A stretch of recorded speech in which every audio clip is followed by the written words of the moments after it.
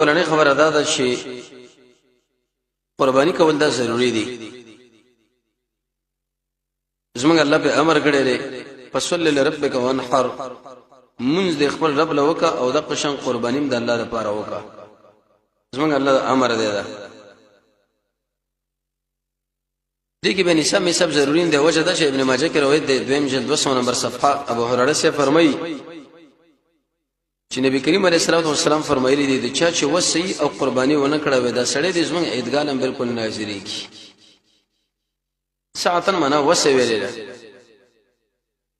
د زکات په اړه کې د فیصله دا چې انسان ونیمه تولی سترزر لري او 2.5 تولی سپین زر به په زکات شتا. د قرباني په اړه کې د شرایط نشته لري، د زکات اندازه نه معلومه کړي الله او رسول، بلکې صرف د وسه خبره کړي معنا گزاره چې گزاره د برابر د کوي بکار دي. نبی صلی الله علیه وسلم تر وفات پورې دا پر خودل نه ادا به کول. مسدد حاکم کوم دا روایت د قشم مسدد احمد کوم ایدیو جن امام ابو داود رحمه الله په دې باندې به مستقل باب خودل دی چې باب ایجاب الاضاحی، باب ثابت دی په بیان د دې کې چې د قرباني واجب دي. ترمذی، امام بخاری د دې ټول روایتونو د قشان د دې بابونو د خبره معلومیږي چې گزاره دي نفس پتا باندې رب العالمین لګزره وسعت را وسه کوشش دا وکړه چې دا عمل ته پرې نه دی بلکې کولی پکار دی. الله رب عزت به دغه عمل د وجه نسبه د نور مال کې پر اخره ولي.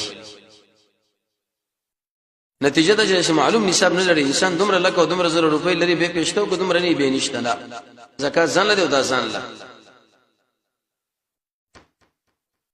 دغه خبره دا چې مسافر انسان باندې قرباني شته او غنه وسړی په سفر کې روان دي د قرباني وخت در باندې راغی.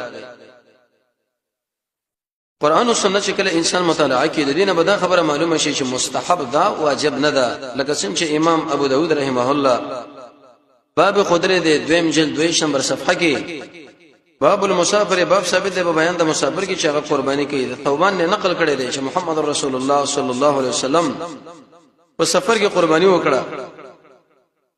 به موږ لږ شي ویل چې یا توبان دغه ګډ نه لږ زره دغه کومه له برابر کا همیشه موږ هغه په خوله خړلم تر دې پورې چې مدینه منورې لراولو. مشن کې مدار وایي ته به حقیقت تحفه الاحوذی دویم جلد 355 کې روایت د عبد الله ابن عباس راغلی دی.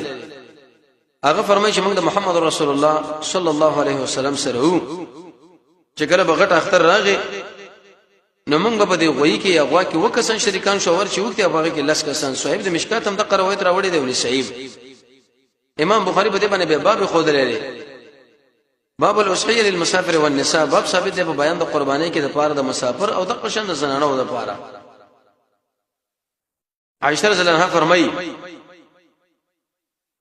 نبی کریم علیه الصلاه والسلام په سفر کې د خپل بیان قرباني وکړه بل بقر په دې غوي باندې معنا واجب نه ده مستحب ده. صاحب د شامی بنظم جلد 93 شیخ الاسلام ابن حزم خپل عزتمن کتاب المحلى شپږم جلد ودرش کې امدا مسله ذکر کړی ده. هغه امام نووي صاحب ابن قیم رحمه الله زاد المعاد کې دا خبر به ذکر کړی ده. نتیجه دا چې په مسافر سړي باندې مستحب دا واجب ور باندې دا کچرته وکړه نور الله نور کوی نه کړنو بالکل دا باندې سم علامتي نشی راتلې.